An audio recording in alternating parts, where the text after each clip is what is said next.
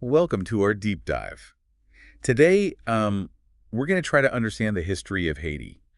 You might be totally new to this, or maybe you know a little bit and just want to dig deeper. Yeah, it's definitely a rich history. There's a lot to cover. So, where should we start? I mean, I know the Haitian Revolution was a huge turning point, but is there anything we need to know before that? Yeah, you're right. The revolution is key. But before we get there, let's address this kind of common misconception I hear sometimes. Okay.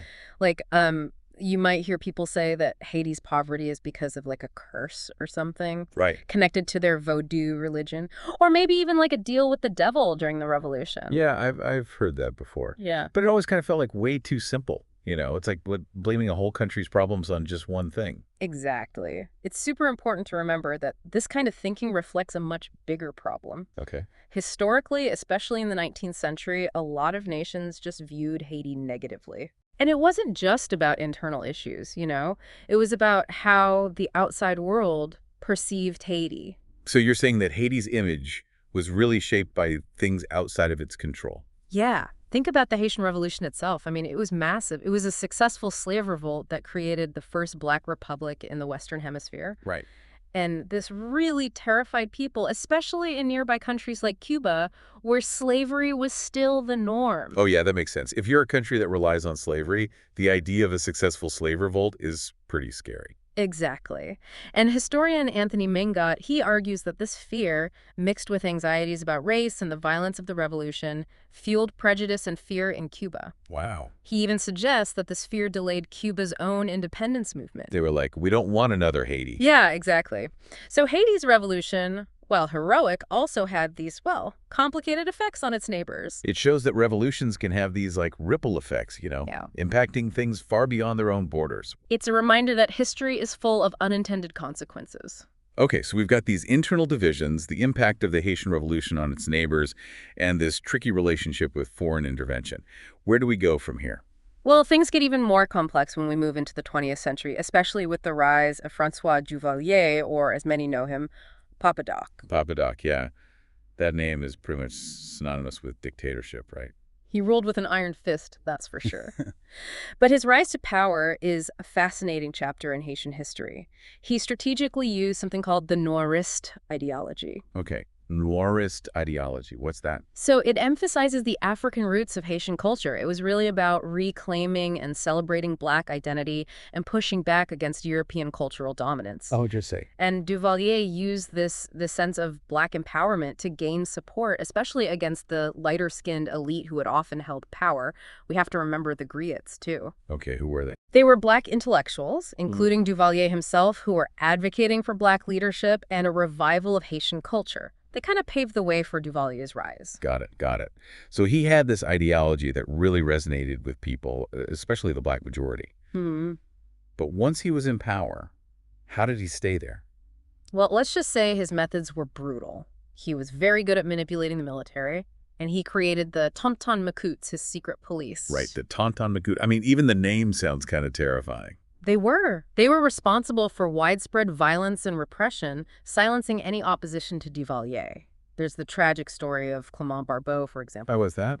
He was actually considered a potential successor to Duvalier, but when Barbeau's own ambitions became clear, Duvalier turned on him. It eventually led to Barbeau's death. It shows just how paranoid and ruthless Duvalier really was. Wow, so even his close allies weren't safe. What a story. So after all that, what was the impact of Duvalier's rule? I mean, did things change once he was gone? That's the big question, right? The impact of Duvalierism is huge. Yeah. Patrick Sylvain, a political scientist, uses the term macoutization to describe how violence and authoritarianism became, embedded in Haitian politics. Macoutization. That's a powerful term. So even though Papa Doc was gone, his shadow still kind of hangs over Haiti. It seems that way. The tendency towards authoritarianism and using violence as a political tool, it's woven into the fabric of Haitian politics. It's hard to break that cycle. Exactly. So we've talked about this complicated relationship with its neighbors, the effects of colonialism, and then Papa Doc's rise and his brutal rule. Before we go further with all that, I'm curious about something else. What about African Americans and Haiti? Oh, that's a great question. It's a really complex relationship with its own ups and downs. Initially, Duvalier got a lot of support from some parts of the African American community. And interesting. There was a sense of racial solidarity, and some saw him as a champion of the peasantry, fighting against this lighter-skinned elite. African American media played an interesting role here. Now so? Well, publications like the New York Age, sometimes they supported Duvalier, but other times they were critical of his regime. It wasn't just blind support. Okay, so there were actually a lot of different opinions within the African-American community about Duvalier. Right. And there were figures like Claude Barnett, the head of the Associated Negro Press.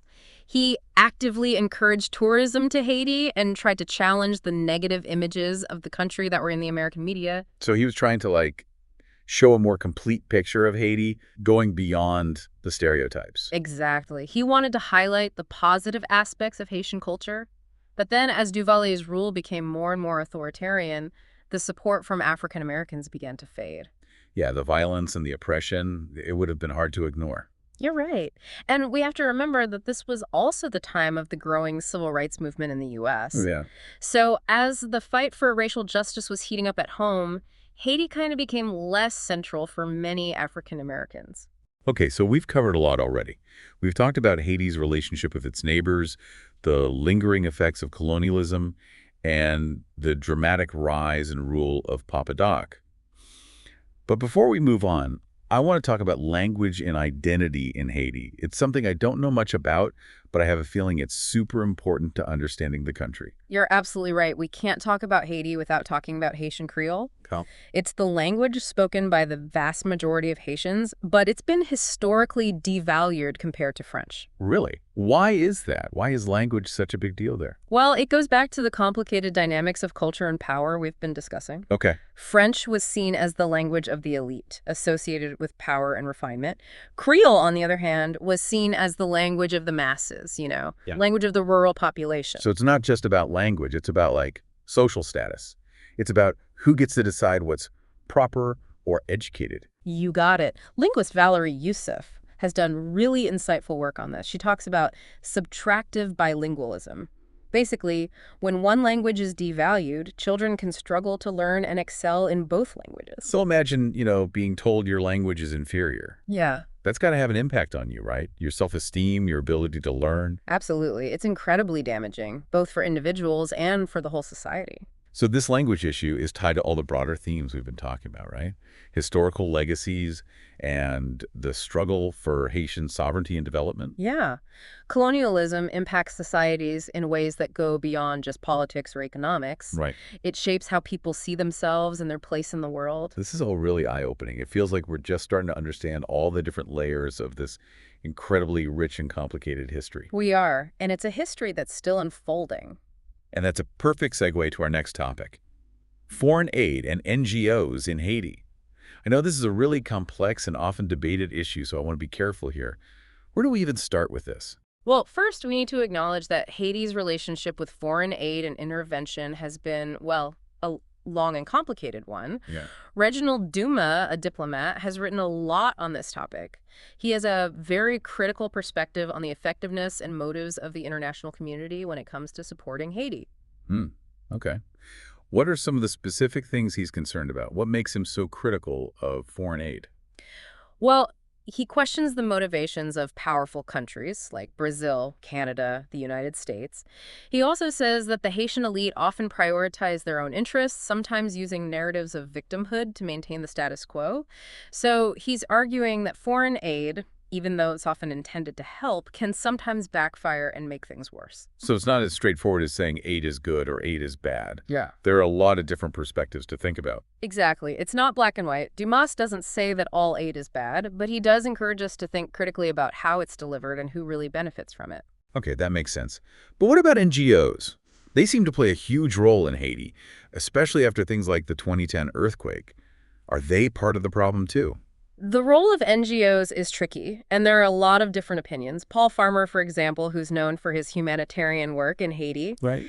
even he has criticized the current system of aid. He actually calls it dysfunctional. Wow.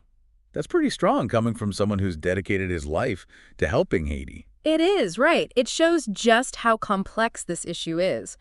Farmer says we need to move away from a top-down approach to development where outsiders come in and decide what's best for Haiti. So if we move away from that, what's the alternative? Well, he and many others argue for a more people-centered model. That means empowering local communities, supporting local initiatives, and focusing on the root causes of poverty and inequality. Okay, so it's about really listening to Haitians and what they need. Yes, exactly. It's about building capacity within Haiti, not creating dependency on external organizations. And that makes a lot of sense, right? Hmm. Isn't the goal to help a nation become self-sufficient and successful on its own terms? Absolutely. It's about empowering Haitians to shape their own future, free from the past and interference from outside powers. That's a powerful thought. And it kind of goes back to that idea we were talking about earlier, that it's not poverty that's the biggest problem, but dependence. Yes, that's right. We need a real change in how we think about development, not just in Haiti, but everywhere. It's about moving away from this idea of charity and toward genuine partnership and collaboration. So it's less about helping and more about working together as equals. Exactly. And that means understanding the root causes of poverty and inequality and really addressing those systemic issues. This has been such an amazing conversation so far. We've covered so much ground, and it's clear that Haiti has this really rich and complex story that needs to be understood. It does, and it's a story that's still being written. As we're talking about foreign aid, it's important to remember that not everyone agrees with that super critical view we were just talking about. Yeah, for sure. Like, I imagine there's got to be a lot of debate about this. Yeah, there are definitely differing perspectives. Even Dumas admits that some people think foreign aid is essential, even with all the problems it might have. Yeah. They argue that Haiti just doesn't have the resources to tackle everything on its own, especially after natural disasters and stuff. Yeah, that makes sense. So this sounds like it's not just a simple aid is good or aid is bad kind of thing. Right, it's not that simple. There's a whole spectrum of opinions out there. Some people think all foreign aid should be stopped because it creates dependency. Yeah. And then you have others who believe it's necessary, but that it needs some serious changes to actually work. Okay, so there's a lot of nuance here. Is there any middle ground or a way to kind of bridge those different perspectives? That's the tough part, isn't it? I think the key is finding that balance, right? Yeah. We have to acknowledge the problems with foreign aid, but we also can't deny that Haiti needs support, especially after disasters like that earthquake in 2010. Right. So being realistic and finding solutions that actually work for the Haitian people. Exactly. And those solutions have to be tailored to Haiti, considering their history, culture, and the specific needs of the people. So no, one-size-fits-all approach, right? No, not at all. It all depends on the specific situation and understanding what's going on in that place. Are there any examples of aid programs that have actually been successful in Haiti? Yeah. Like programs that use this more balanced approach that we're talking about? Yeah, there are some promising ones. Organizations like Partners in Health, the one Paul Farmer co-founded, they've done some really great work in rural communities, improving access to healthcare. They've done it by working closely with the community, with local leaders, and giving Haitians the power to manage their own health care. That sounds way more sustainable than just flying in doctors for a little bit and then leaving. Exactly. It's about building something that will last, not creating a situation where Haiti relies on outside help forever. And isn't that what development should be all about? Helping a nation become self-sufficient. Absolutely. Empowering Haitians to create their own future. Goes back to that idea we were talking about, right? That dependence is the real problem. Yeah, that quote from Kari Polania-Levitt, it's spot on. We need to change how we view development, not just in Haiti, but globally. It's about moving away from this old way of thinking about aid and towards true partnership. So it's about working together as equals, not just helping. Exactly. And that means addressing the root causes of poverty and inequality head on. Wow, this has been an incredible look into Haitian history with you. We've learned about so much, from revolutions to dictators to all the complex issues around aid. It's so clear that Haiti's story is rich and important. It really is. And we've only scratched the surface. There's so much more to learn. I'm already ready to learn more. But before we finish, I want to touch on something you mentioned earlier. Yeah. You said that the Haitian people are incredibly resilient. Oh, yeah. Can you tell us a bit more about that? What are some examples of that resilience in action? Well, it's evident throughout their history. I mean, think about the Haitian Revolution itself. Yeah. They were enslaved people who rose up and fought for their freedom, created their own nation. It took incredible strength and determination. That says a lot about their spirit. It does. And they've been tested so many times. earthquakes, hurricanes, political problems, economic hardship. But they've always persevered. They rebuild, they come together, and they keep going. It's amazing. That's so inspiring. It is. And it's not just about overcoming these difficult times. You see this resilience in their culture, too. The music, art, storytelling, and their strong sense of community. It sounds like there's a lot of hope and optimism there. Absolutely. Haitians really believe in their ability to create a better future, and that's something to be admired and supported. Wow. It's amazing how much we've learned in this deep dive into Haitian history. Right. Revolutions, dictatorships, foreign influence, cultural identity, even the whole complicated issue of aid. It feels like we've just scratched the surface. Yeah, we have, but that's what makes history so interesting. There's always more to find out. But I think we have a much better understanding of Haiti now. Oh, for sure. So as we wrap things up, what are the main things you hope our listeners will take away from all this? What's really key to understanding Haiti's story? Well, first, I really want people to remember how resilient Haiti is. I mean, this is a country that's faced so many challenges: slavery, colonialism, political instability, natural disasters. Right. But through it all, the Haitian people have survived and kept their vibrant culture and their incredible spirit alive. It's like a reminder that people can overcome almost anything. Exactly. And second, I think it's super important to understand how much colonialism still impacts Haiti today. Yeah. I mean, from their economy to even the languages they speak, you can see the legacy of French rule. It's like history isn't just something in the past. It's still affecting people's lives today. Yeah, you got it. And third, I hope people see how complicated Haiti's relationship with foreign aid and intervention is. There's no easy answer, no one solution that fits everything. It's about finding ways to empower Haitians and let them decide their own future. So we got to move away from that top-down approach to aid. Right. It's about working with Haiti, not just doing things to them. It's been so eye-opening to learn about all this. We've explored so much of Haitian history, and it's clear that Haiti's story is one that everyone should know. It is, and it's still being written, The Haitian people are strong, they're resourceful, and they're working hard to create a better future for themselves. It's really inspiring. It is. Their story is about hope, resilience, and the incredible strength of the human spirit.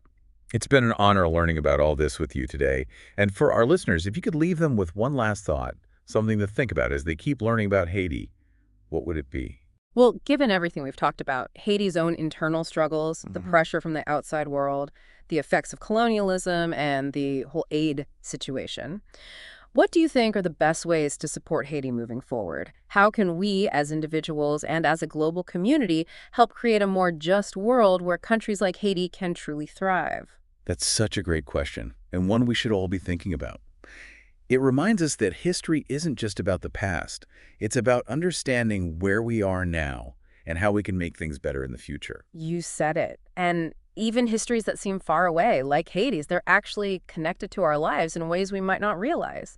Understanding those connections is the first step towards making a real difference. Thank you for joining us on this deep dive into Haitian history. Keep exploring, keep asking questions, and keep learning. The journey never ends. Until next time.